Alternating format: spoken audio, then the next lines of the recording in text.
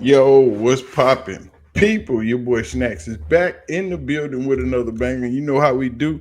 Before we get started, we ought to give a shout out to you, the viewer, for taking the time and watching this video while you're here. Do us a solid and hit that like button, hit the subscribe button.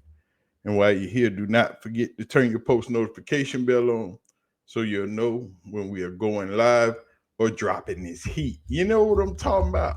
It is what it is. And things that we didn't report on before your boy get out this house and go do my daddy thing, you know, go be one of the world's greatest fathers like I always do. You know what I'm talking about? But as you know, Kevin Stefanski had his weekly report yesterday. But before we talk about that, we got to give a shout out to our beautiful ladies, the CU aunties that are most definitely always in the building. So if you see one of them in my chat during the live stream or in the comment section in one of our videos, make sure you say what's up. And always, and I do mean always, be respectful to the CU aunties. You know what I'm talking about? But Kevin Stefanski had his weekly presser on Sunday, the day after the game. We didn't talk about too much of nothing, but we didn't want to know but about one thing. So y'all want to talk about it? Let's go.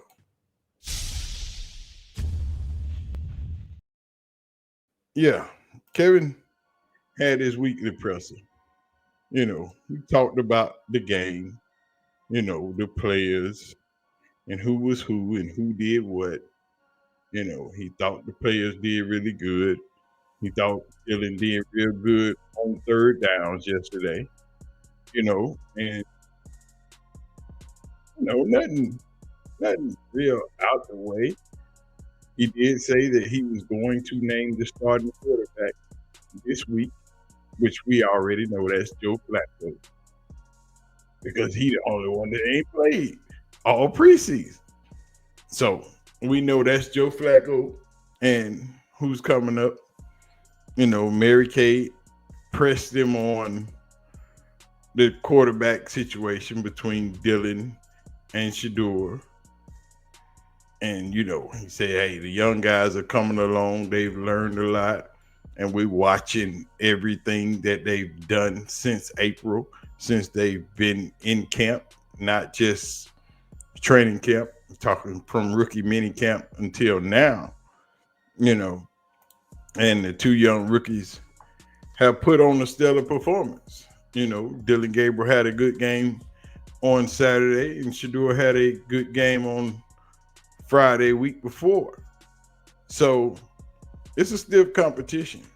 But the question was asked about the quarterbacks, and you know, you got four. What are you gonna do with all four quarterbacks in the room, coach? I think we'll let it play out as we get closer to the cut down. Those are all conversations that we are always having, but those are tough decisions. You know, I'd like to keep everybody, but not realistic. Yeah, he like to keep all four of them, but we all know it's just not realistic, and somebody will more than likely get cut. I doubt it because Kenny Pickett is still hurt, and he hasn't been able to perform at all during the preseason game. So it's more than likely that Kenny Pickett doesn't get cut. He gets moved to IR, and then you got your three quarterbacks.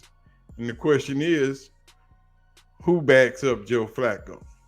Well, I'll tell you, it's Dylan Gabriel. They are not going to move him. He's shown them enough that they can justify keeping him at 2, even though Shedeur played a better game. But we got the games coming up this Saturday. The Rams are coming to town, and hopefully Joe Flacco will get a series or 2, and then it'll be Dylan Gabriel, Shedeur-Sanders, hopefully maybe Kenny Pickett, but I doubt if Kenny plays. If he's going to push that hamstring and he's not 100%, he's going to do nothing but injure himself even more.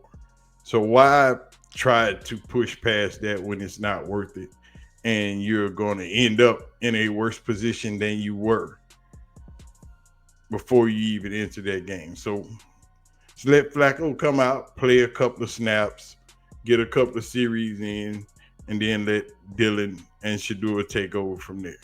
Still, nobody asked him why didn't Dylan come back after halftime. Nobody asked that question. And I thought at least Tony or Mary Kay was going to ask that question. But we didn't get that answer. And my guy, Emory Hunt, over at CBS, got a little message for Dylan Gabriel. That stunt you pull, we ain't with that, bro. A competitor, go out there and compete. Competitors don't throw pick sixes in a situation where it was second down, you could throw the ball away, live to play another down, and you have to go out there and compete in a practice. You know, it was kind of a weird quote, but that's what happens when you're so robotic and not genuine. You go to coaches' cliches, you go to cliches that you hang on, and that's what happened. He got caught up in the situation, but I don't think he meant it based on how he was responding to that interview, because he was clearly uncomfortable. I think Shedeur Sanders is the big winner here. The reason why is because where he excels is where he has always excelled, going back to his tape at Colorado, inside the red zone versus situational pressure versus pressure of the defense. And once that first read was taken away from Dylan Gabriel, you saw him hold the football and eat 2 sacks. Now, the biggest loser, Kenny Pickett. Yep. What Gabriel showed out there today was that his floor is Kenny Pickett. Worse, you know that both of these quarterbacks, Shedeur Sanders and Dylan Gabriel, can give you Kenny Pickett level play as rookies. I'm starting to believe that Kevin Stefanski cares more about how his plays look on the whiteboard as opposed to how they're actually run out there on the field. I ain't gonna even say nothing else, because I said all that before. What you can do in the classroom, if you can't do it on the field, it really shouldn't matter. Because I know some smart people who got a lot of book sense and a lot of knowledge, but you take them out of that classroom, put them out there in the real world, and they can't function all that well, because that's a different animal. See, them books don't talk back, and that chalkboard don't hit back. It's a whole different story. It's just like Saturday when Dylan Gabriel was done with all those scripted plays after he took that sack. See, then it started to hurt. People started to feel your soul once you start to get out there and start taking them licks. Dylan Gabriel is good with those quick plays, on time, on schedule, but once the play breaks down or once he's off his first read, it's kind of sketchy. But it ain't up to me to decide. That's up to Kevin Stefanski and Andrew, Mr. Twitchy Berry, and we'll see where they go from there. But this is the first one of the day. Your boy got some more to drop, but y'all know what to do. Do not forget to help your boy out and hit that like button, hit the subscribe button, and turn that post notification bell on. You know what I'm saying? And if you see a CU1T in our chat, make sure you holler at them and say what's up. I'm going to get out of here, man. We're going to drop another one in a little while. I'm going to holler at y'all. You know what time it is. Peace.